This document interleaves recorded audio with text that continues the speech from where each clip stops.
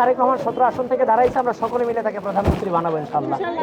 তাদের জন্য কিন্তু আমাদের পরিকল্পনা আছে, যেমন ফ্যামিলি কার্ড প্রত্যেকটা পরিবারের নারী পাবে, পুরুষ পাবে না। ভোট দিলে সে হবে প্রধানমন্ত্রী, প্রধানমন্ত্রীর আসন নিঃসন্দেহে সে এখানে দায়বদ্ধ থাকবে, সে উন্নত করতে বাধ্য।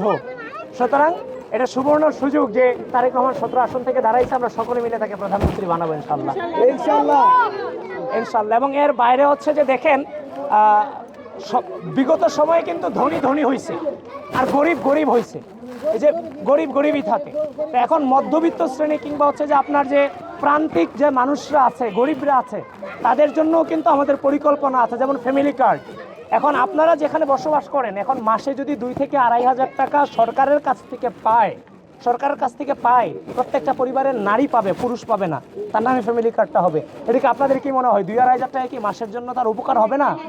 অনেক উপকার হবে। এখন বলেন, সরকার কি আপনাকে টাকা দিচ্ছে, আপনাকে দিচ্ছে খরচ করার জন্য, খরচ করার পর আবার কোথায় যাবে? এটা সরকারের ঘরে যাবে না? আপনি তো বিদেশি না টাকাটা খরচ করতেছেন না, আর সরকার তার সামাজিক নিরাপত্তা খাত আছে, ওইখান থেকে টাকা দিবে, সরকার তার পকেট থেকে টাকা দিবে না। এই যে একটা পলিসি নিচে হাতে, এটি কি আপনার এটা বাস্তবায়ন করা জরুরি না? আমার তো গরিবের জন্য আগে চিন্তা করতে হবে, মধ্যবিত্তদের জন্য চিন্তা করতে হবে। আবার এরা সরকার থেকে তো আপনাকে ভিক্ষাও দিচ্ছে না, এরা সরকারের সর্বোচ্চ লেভেলে চাইলেও তার ওয়াইফরাও নিতে পারবে। এটা সকলের জন্য উন্মুক্ত রাখা হয়েছে, কিন্তু শুরুটা হবে গরিব শ্রেণী থেকে। এভাবে করে কৃষক কার্ড, কর্মসংস্থান, নারীদের জন্য কর্মসংস্থান, সব কিছু মিলে আমরা এগিয়ে যাব।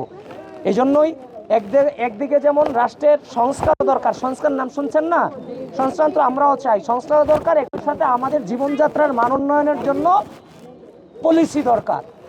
তো সুতরাং আমরা এগুলো একসাথে এগিয়ে নিয়ে যাব, আর আপনাদের এই আসনের ডিরেক্ট প্রধানমন্ত্রী হয়েছে, এইটাই সকলের কাছে জানাই দিবেন ইনশাআল্লাহ। আমরা একসাথে কাজ করব। আসসালামু আলাইকুম। দেশে দেশে সবার সাথে দ্য নিউজ।